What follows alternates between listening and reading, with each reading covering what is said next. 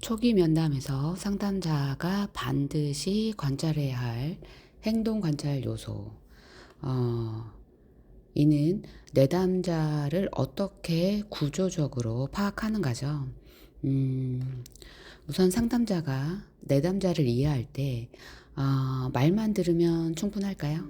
아니죠. 왜 그럴까요? 그렇죠. 사람은 말보다 행동으로 더 많은 정보를 드러내기 때문이에요.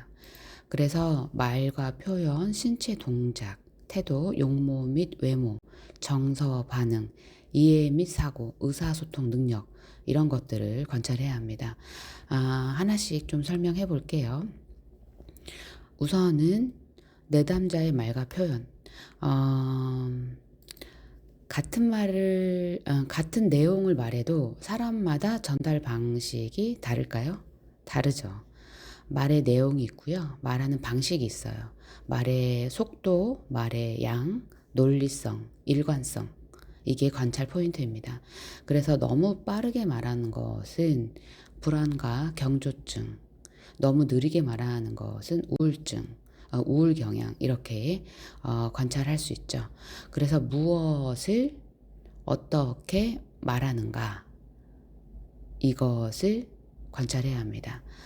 두 번째는 신체 동작이에요. 말은 괜찮은데 몸이 긴장되어 있다면 그렇죠.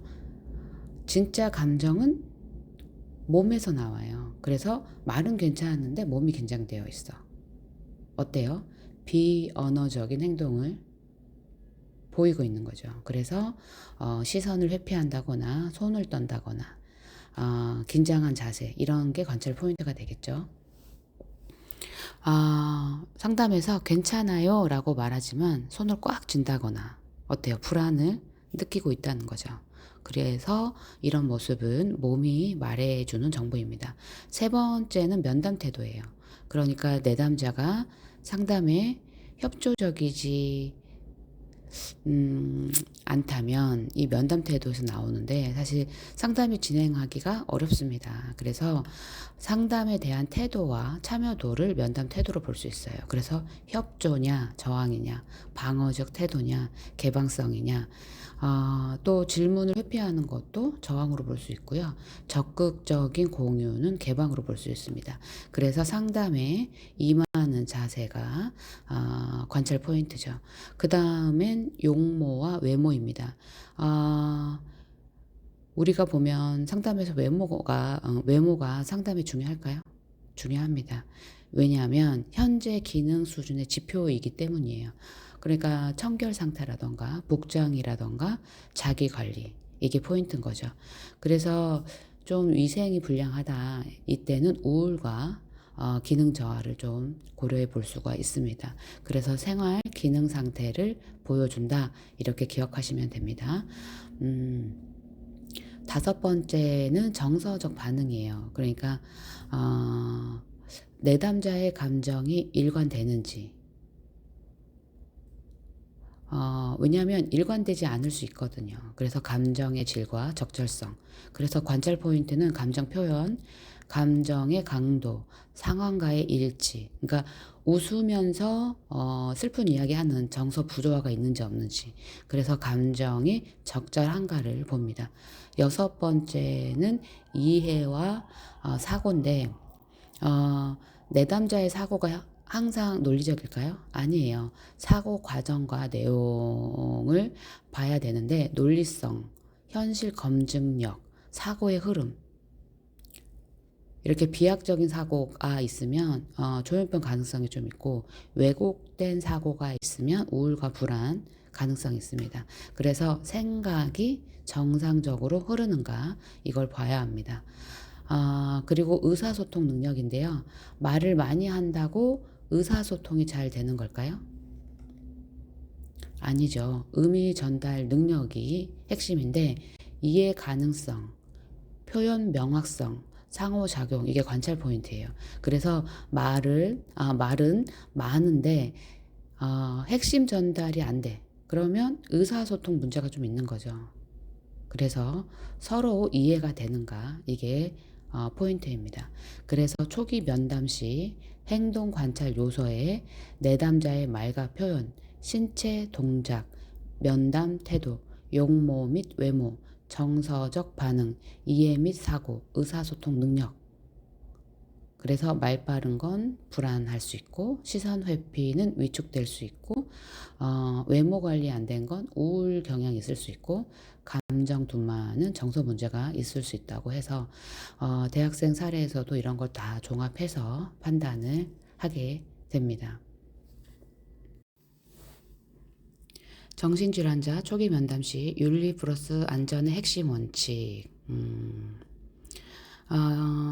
우리가 특히 임상에서는요, 내담자를 보호하면서 평가하는 균형이 핵심이죠.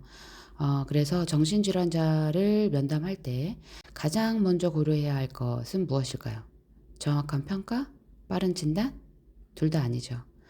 안전과 안정입니다. 그래서 표현 자극 최소화해야 되고 정서적 안정을 유지해야 돼요. 좀 더 자세히 말하면 환자의 경험을 지나치게 자극하지 않는다예요. 첫 번째가 외상이나 망상을 가진 내담자에게 그때 상황 자세히 말해보세요 라고 강하게 요구하면 어떻게 될 것 같아요? 그렇죠. 재경험하게 되고 외상을 불안이 증가하겠죠. 그러면 증상이 악화됩니다. 그래서 강한 정서나 감각 경험을 과도하게 끌어내지 않는다. 이게 핵심이에요. 그래서 트라우마 재자극 방지, 망상 강화 방지, 감정 폭발 예방 이게 중요합니다. 그래서 상담할 때요. 그 환각 장면 자세히 말해보세요. 이러면 돼요, 안 돼요? 안 돼요. 그러니까 편안한 범위에서 이야기해도 괜찮습니다. 이렇게 질문을 해야 합니다. 그래서 내담자의 경험을 과도하게 끌어내지 않는다. 이게 중요합니다. 두 번째는 면담 중 정서적 붕괴를 예방한다. 인데 내담자가 면담 중에 갑자기 울거나 흥분하거나 통제를 잃으면 어떻게 돼요? 평가가 불가능해요. 치료 관계가 손상이 돼요. 위험이 증가합니다. 그래서 정서적 안정 유지가 핵심이에요. 그래서 감정 폭발 방지, 안전 확보, 면담 지속 가능성 유지 이게 중요합니다. 상담에서 내담자가 흥분을 해. 그러면 주제를 전환한다거나 안정화를 유도한다거나 휴식을 제공해야 합니다. 그래서 면담 중에 감정이 무너지지 않도록 조절해야 합니다.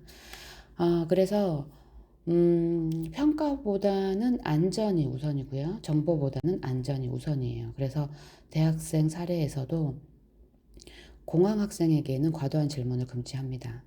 그 다음 PTSD 학생에게도 노출 강요를 금지합니다. 그 다음에 조현병 학생에게도 망상, 논박을 금지합니다. 그래서 상담자는 속도를 조절하고 감정을 조절하고 자극을 최소화해야 합니다. 따라서 자극 금지, 거기에 붕괴 방지, 이걸 기억해야 합니다. 접수 면접의 핵심 구조. 그러니까 내담자를 처음 만났을 때 무엇을 체계적으로 파악해야 하는가죠. 상담을 처음 시작할 때 무엇부터 알아야 할까요? 바로 문제를 해결해야 할까요? 아니죠. 깊은 분석부터 들어가야 될까요? 아니죠. 기초 정보, 현재 상태, 문제 구조. 이게 포인트입니다. 그래서 정보, 호속, 기능, 원인, 자원이에요. 하나씩 깊게 이해해보면 첫 번째 접수 면접을 위한 기본 정서가 인적사항이죠. 내담자가 누구인지 모르면 상담이 가능할까요? 불가능하죠. 핵심은 그렇죠. 기본 인적 정보 파악이에요. 이름이라던가 나이, 학과, 연락처. 이것은 상담 관리의 기초입니다. 그래서 누구인가예요. 내가 만나는 내담자가 누구인가. 두 번째, 내담자의 호소 문제예요. 상담의 출발점은 무엇일까요? 내담자가 무엇 때문에 왔는가예요. 그래서 주 호소 문제입니다. 보통 대인 관계가 어렵습니다. 진로가 불안합니다.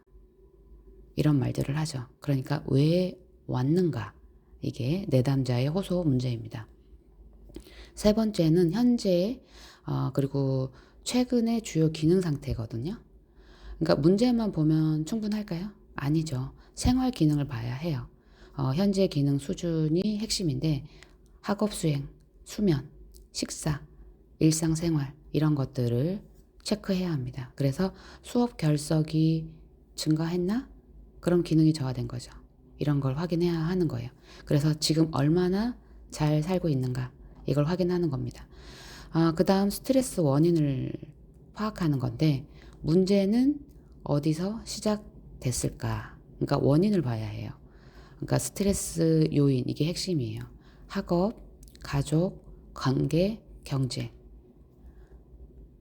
시험을 실패한 친구가 우울이 시작될 수 있거든요. 이렇게.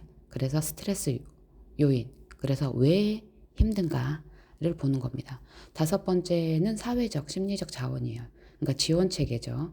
그러니까 힘든 사람이 혼자인지 주변에 도움 자원이 있는지 중요해요.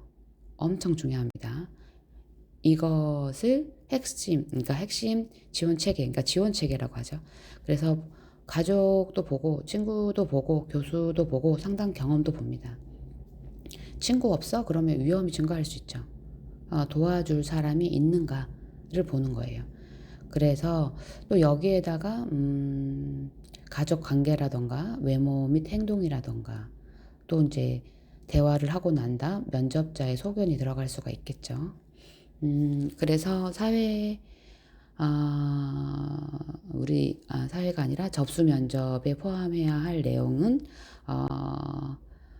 접수 면접을 위한 기본 정보, 내담자의 호소 문제, 현재 및 최근의 주요 기능 상태, 스트레스의 원인, 사회적 심리적 자원인 거죠. 그래서 기능 상태와 자원. 그래서 이제 대학생 사례에서 센터에서 보면 대인관계의 어려움이란 호소가 있어요. 그리고 기능적인 부분은 수업 결석이 증가하고 있어요. 원인이 뭘까요? 봤더니 친구와의 갈등이 있는 거죠. 다행히 가족지대 자원이 있어요. 그러면 이런 것들을 파악한 후에 상담 방향을 바로 설정을 해야 합니다. 상담자의 실제 반응 능력과 치료적 태도. 그러니까 내담자의 회의를 저항이 아니라 관계 형성의 신호로 이해하는 것이죠. 내담자가 이렇게 말합니다. 상담 받아도 나아질까요? 이건 단순한 질문일까요? 아닙니다. 불안 플러스 의심 플러스 관계 탐색이에요. 그러니까 내담자 상태를 해석해 보면 상담자 불신 아니고요. 치료 효과 의심 맞습니다. 관계 형성 초기 상태 맞습니다. 이럴 때 상담자의 반응. 그러니까 이 상황에서 상담자는 어떻게 해야 할까? 효과 있습니다. 믿으세요. 안 되죠.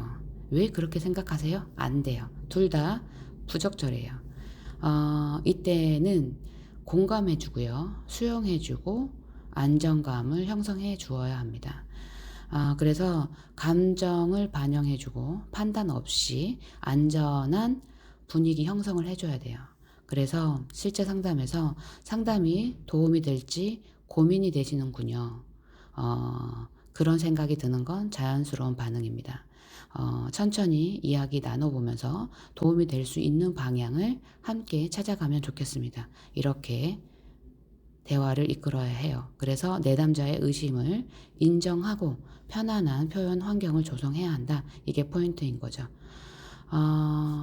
이러한 반응이 나오는 것은 그러니까 이러한 반응을 해야 하는 것은 이제 공감을 그러니까 왜 해야 되나 이런 질문과 연계되어 있는데 뭐 설득하면 더 빨리 믿지 않나요? 라고 말할 수 있지만 아니에요. 그러니까 신뢰 관계 형성, 그러니까 치료적 동맹이 핵심인 거예요. 우리가 로저스의 인간 중심 치료에서 공감, 진정성, 무조건적, 긍정적 존중. 그래서 내담자는 아직 상담자를 평가하는 단계다. 그리고 의심은 관계 형성 초기 신호이다. 그래서 상담자의 역할은 설득이 아니라 관계 형성이어야 된다. 그래서 공감이 신뢰를 만든다입니다. 그래서 상담자의 반응이 상담자는 내담자의 의심과 회의를 공감적으로 이해하고 수용하고 내담자가 편안한 상태에서 자신의 어려움을 표현할 수 있도록 돕고 신뢰관계 형성을 위해 노력해야 합니다. 이 반응의 근거는 내담자의 회의는 상담자와의 신뢰관계가 아직 형성되지 않았음을 의미하고요. 상담자가 공감과 진정성을 바탕으로 반응할 때 내담자는 상담자를 신뢰하게 되고 점차 자신의 문제를 개방하고 적극적으로 해결하려는 태도를 보이게 됩니다. 그래서 설득 안 되고 공감해야 한다. 정보 제공 안 되고 관계 형성해야 된다. 그래서 대학생 사례 상담센터에서 실제로 상담 효과 없을 것 같아요. 라는 말을 해요. 이건 불신이 아니라 불안도 있고 기대도 있고 두려움도 있는 거예요. 그러니까 상담자는 공감하고 압박하지 말고 관계 형성을 해야 하는 게 우선입니다. 그래서 초기 상담에서 의심은 문제 아니라 관계 신호, 그러니까 관계 시작 신호라고 이거를 기억을 해야 돼요. 그래서 공감하고 신뢰하고 개방하고 변화해야 합니다.